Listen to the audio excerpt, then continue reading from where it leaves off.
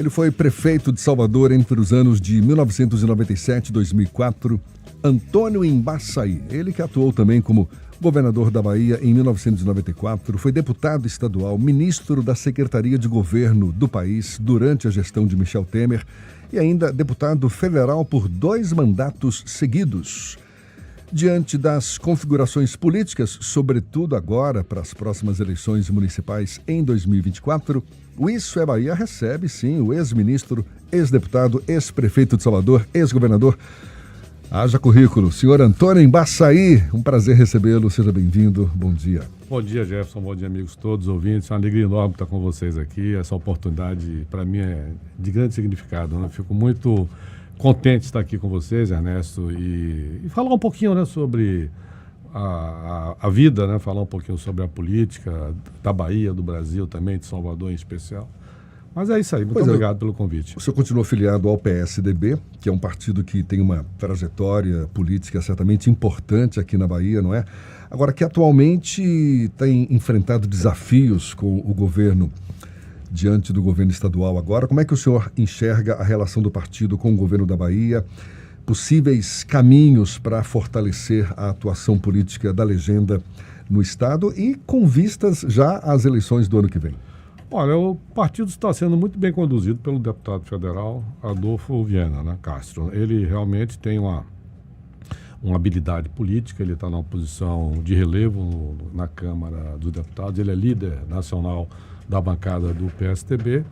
E a nossa posição com relação à política da Bahia é uma relação de conversações, de diálogo, né? Nós conversamos com o prefeito Bruno Reis, né? Também uma conversação com o governador Jerônimo Rodrigues. Não há porquê. Eu acho que a eleição, quer dizer, ela, no momento que ela for acontecer, quer dizer, no ano que vem, eleição municipal, aí sim a gente vai tomar uma posição. Então, nesse período é colaborar, né? Colaborar ajudando aí com boas sugestões, práticas, boas críticas também, tanto na oposição, uma boa oposição ajuda a qualificar o governo, né? E também você oferecer quadros ao governo ajuda também a um bom desempenho, né? Eu acho que é isso aí, no ano que vem a gente vai tratar desse assunto, né? Mas como é que o senhor enxerga esse cenário atual? Um cenário que, de certa forma, é de polarização entre diversos partidos, diferentes grupos políticos. Quais os principais desafios para se chegar a consensos, que na política acho que é a palavra mais importante, não?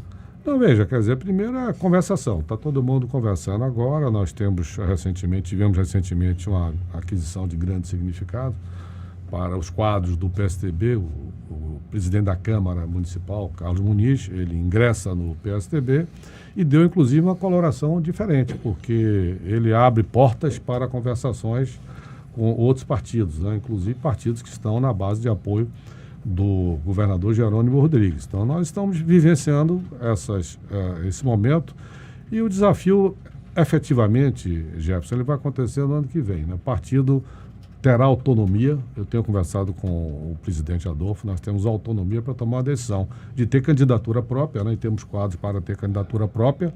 A Prefeitura de Salvador, Feira de Santana, com o Pablo Roberto, que é um deputado estadual de grande valor, teve lá 42.600 votos, né? E aqui em Salvador é isso, e ter autonomia para fazer conversações. Nós podemos estar, enfim, com várias alternativas, não tem nenhuma definição. Falar que vai apoiar A, apoiar B, está definido, isso não existe, não. No momento próprio é que a gente vai tomar a decisão. Está muito cedo, então. Está muito cedo. Embaçaí, no tempo que eu era repórter da TV Bahia e cobria a Assembleia, e cobria a Prefeitura também, uma pessoa dizia assim, olha, de todos os discípulos de ACM, o que aprendeu tudo com ele foi Embaçaí. Isso foi naquela época que você teve aquela briga com a ACM, você era prefeito ainda, e teve aquele estremecimento. E alguém dizia, ele está brigando exatamente por causa disso. Está vendo alguém ali que pode crescer. Jefferson, aqui na abertura, deu seu currículo. Ex-presidente da Assembleia, ex-governador, ex-prefeito, ex-ministro. Embaçaí está fazendo o que hoje na política? E uma curiosidade muito especial. Você ficou um tempo, né, low profile total, em bastidores. De repente, Embaçaí aparece em Salvador e começa a dar entrevistas e dar muitas opiniões. Você tem muita informação, conhece a história como poucos aqui. O que é que está rolando por trás disso? É só um bordejo pela cidade que você conhece muito bem? Ou você está cumprindo tarefa partidária, já que o bloco governista, tanto no plano estadual quanto nacionalmente, gostaria de ter o PSDB na base também, né? Claro, veja, primeiro eu quero deixar claro que eu passei um período em São Paulo, algumas pessoas acompanharam isso, né? Estava como secretário de governo do governador João Dória, né? Colaborei muito na vacina, no progresso da vacina, foi uma tarefa dificílima, eu diria assim, uma epopeia conseguir a vacina, né? Muitas dificuldades, trabalhei bastante, né? Depois que nós perdemos as eleições em São Paulo, nosso candidato era o vice-governador Rodrigo Garcia. Ele não foi vitorioso, venceu o Tarcísio de Freitas, que aliás tomou uma posição importante, correta, corajosa, perfeita, né? Até eu digo assim com muito conhecimento que a reforma tributária ela pode trazer no primeiro momento algum tipo de dificuldade para os estados mais ricos, né? São Paulo, por exemplo, é um estado que vai ter alguma dificuldade no início, mas para o Brasil é importantíssima. Eu acho que a decisão da Câmara dos Deputados ontem é uma decisão que merece o aplauso dos brasileiros. Muita gente vai dizer assim, a reforma tributária poderia isso, aquilo, mas já foi um grande avanço. Mas eu estava lá em São Paulo, né? E agora estou fazendo uma atividade aqui na Bahia, mais atividade de conversações políticas, retomando também vários contatos, né? Contatos pessoais, contatos com vários amigos que eu me afastei um pouco, até por conta da pandemia. Eu estava em São Paulo e a pandemia também impedia que eu me deslocasse de avião. Passou praticamente quase 2 anos sem poder viajar de avião por conta dos cuidados que todos tiveram naquela ocasião. E em São Paulo, eu estou dando consultoria a algumas empresas, né? Eu, por exemplo, retorno para São Paulo segunda-feira, dia 10, depois eu retorno para a Bahia, dia 18 ou 19, já fazendo aqui novas atividades. Então, não estou bordejando, não. Eu estou trabalhando bastante. Apesar dessa cabeça branca, você não está cheio de gás. Vai voltar para a política? Eu estou na política. Quem está na política... voltar para a linha de frente. Quem está na política não sai. Só sai se a população não quiser mais. Mas está no sangue da gente e a gente está aí fazendo essa atividade política. Acredito, modéstia à parte, que acumulei muita experiência, né? O próprio currículo meu já revela isso, né? Ultimamente também mais experiência vivenciando São Paulo, com bons exemplos que eu vi lá em São Paulo, que podem ser aplicados aqui na Bahia. E eu gostaria muito de passar essa experiência toda para que a Bahia tomasse um grau cada vez maior, que a Bahia progredisse mais ainda e que Salvador também melhorasse. Porque Salvador é uma cidade que tem uma dimensão internacional muito grande e às vezes não é percebida. Então precisa também ter esse tipo de percepção. Pode ser rapidamente aqui, mas como se discutiu muito isso semana passada em função da divulgação dos dados do IBGE, o que você, com a sua experiência de 2 vezes prefeito, tem uma explicação para Salvador ter perdido 500 mil habitantes? O que aconteceu para... Olha, é difícil explicar, mas eu me lembro agora, quando eu era prefeito, eu recebi 3 grandes urbanistas mundiais, né? Foi o Frank Gehry, o que projetou o museu Guggenheim, ele canadense, esteve aqui, o Oriol Borrigas, que fez também a Nova Barcelona, e Nuno Léo Portas, um português que fez lá a Nova Lisboa, né? Os 3 vieram conversar comigo, né? E um deles, eles vieram conversar sobre os projetos que a gente estava apresentando para Salvador. Porque eu tinha muita preocupação, Jefferson, de mexer em alguns pontos da cidade, né? Porque é uma cidade histórica, né? Quem pisa em Salvador está pisando no chão da história, né? Para você fazer uma reforma de uma praça, por exemplo, a Praça Campo Grande, que a gente fez uma reforma, a Piedade, você tinha que ter não apenas o arquiteto, você tinha que ter o urbanista e o historiador, para você manter a identidade das praças, né? Então, eu convidei esses 3 grandes urbanistas internacionais, Ernesto, e um deles me fez a seguinte pergunta: prefeito, o senhor sabe quando é que a cidade está boa de se viver? Eu fiquei assim, sem ter uma resposta na hora, ele mesmo emendou a resposta. Ela está boa de se viver quando as pessoas querem sair de casa.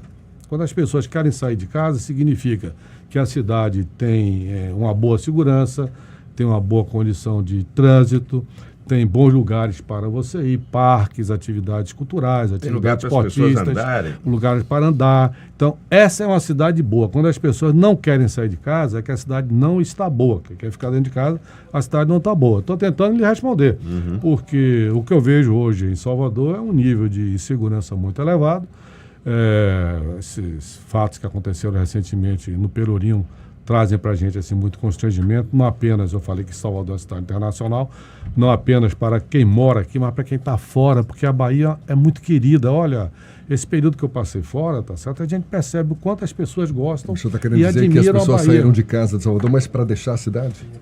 Talvez, tá certo? Eu acho que é possível que as pessoas tenham, vamos dizer assim, procurado uma outra alternativa. Você está querendo fazer o caminho de volta? Quer voltar para Salvador? Eu acho que saudade de Salvador? Eu acho, no Salvador não é deixar nem saudades, porque ela está sempre presente no coração da gente. Pegando o gancho nessa sua disposição em Baçaí. Estamos conversando aqui com o ex-prefeito, ex-governador, ex-ministro Antônio Embaçaí. A gente sabe que a Bahia tem uma diversidade cultural, social, econômica muito grande.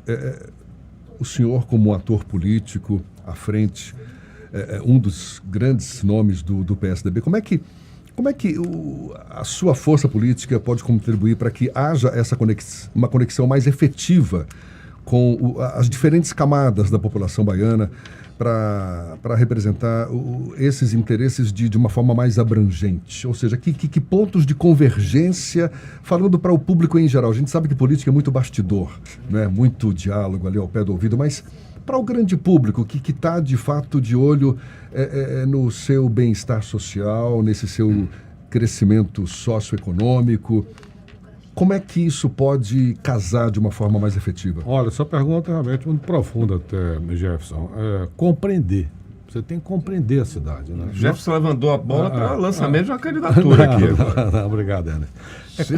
Não é fácil você compreender a cidade feita de Salvador, né? Pela história que ela carrega, pela carga de religiosidade. Salvador é uma cidade que tem uma força extraordinária na fé, o sincretismo, que é o berço da nossa nacionalidade. Aqui você tem a cultura pulsando em todas as diferentes expressões da arte, dança, música, enfim, pintura, enfim. É uma cidade que tem esse tipo de caráter. É uma cidade, Jefferson, que tem identidade. São poucas as cidades no mundo que têm identidade. Salvador tem identidade. Se você olhar no Brasil, quais as cidades têm identidade, você vai contar nos dedos. Então, Salvador tem identidade. Salvador é uma cidade que tem alma. Então, você tem que compreender bem quais são os anseios, tá certo? Quais são as origens, o DNA da cidade, quais são as perspectivas, né? Quais são as possibilidades. E ela tem muito mais possibilidades do que as pessoas, às vezes, percebem. Porque não é só você fazer uma limpeza de um canal, você fazer uma escadaria, tudo isso é importante, fazer uma encosta, tudo isso é importante. Mas tem muito mais do que isso. Você tem uma projeção maior que você pode mexer na cidade e trazer mais autoestima para ela, tá certo? Não é só deixar a cidade bem iluminada, tem muita coisa para ser feito por aí. Então, acho que... Você percebe que a sua percepção de que a cidade está meio que em baixa, ou a gente está...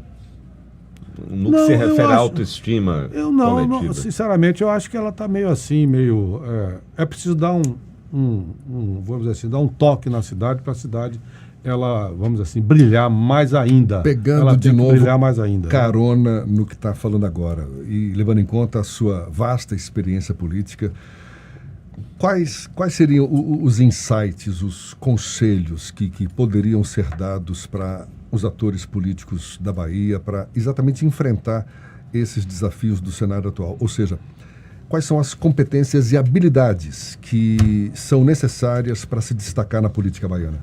Olha, eu acho que é o seguinte, você tem que pensar grande, né? Você tem que pensar grande até porque tanto a nossa capital como também o nosso estado tem muito mais possibilidade do que às vezes se autolimita, o governante se autolimita e acha que ali, aquilo que ele está fazendo ali já é suficiente. Não é isso. Você tem que fazer muito mais, você tem que procurar fazer, colocar nosso estado, que tinha uma posição na economia nacional muito melhor do que o que tem hoje, né? Você tem que abrir fronteiras agrícolas, você tem que tratar de infraestrutura, você tem que atrair investimentos. Estava em São Paulo agora, eu estava comentando aqui, em São Paulo eu fui também presidente da Invest São Paulo. Nesse período nós captamos mais de 200 bilhões de reais de investimentos para um estado de São Paulo, né? Nós abrimos 4 escritórios internacionais de negócios. Abrimos um escritório na China, em Xangai, abrimos um escritório em Dubai, abrimos um escritório em Nova York e outro em Munique. na Alemanha. Escritórios que faziam o quê? Captação de negócios, tá? E você vai apresentando permanentemente o Estado de São Paulo, que a Bahia também pode fazer muito mais, não pode ficar só nessa coisa assim de achar que tá tudo bem, que não está tudo bem. Tem que fazer mais ainda, tem muita coisa para fazer na área de segurança pública, que é uma coisa preocupante. Eu estou tentando comparar aqui com São Paulo. Por exemplo, a taxa de homicídio por 100 mil habitantes na Bahia está em 35. Quer dizer, morrem 35 pessoas na Bahia, enquanto que em São Paulo morrem 6 pessoas. Quer dizer, aí você, mas São Paulo tem muito dinheiro. Não é isso não, São Paulo tem muito dinheiro, mas tem muita pobreza. Também são mais de 4 milhões de pessoas lá na faixa de abaixo da linha da pobreza. Então, pode fazer mais, quer dizer, eu acho que tem muita coisa boa para ser feita na Bahia e na nossa capital também. Antônio Embaçaí, muito obrigado. O Paulinho hoje resolveu olhar feio para todo mundo, mas o tempo é porque chega uma hora que a gente tem que encerrar. Não tem jeito, mas muito bom, sempre uma alegria poder recebê-lo aqui. Muito obrigado pela disponibilidade e seja sempre bem-vindo, então. Eu até uma próxima. Agradeço, bom dia a todos. Muito obrigado. Certo? Antônio Embaçaí conversando conosco aqui. A gente volta já, 8h46 na Tarde FM. Você está ouvindo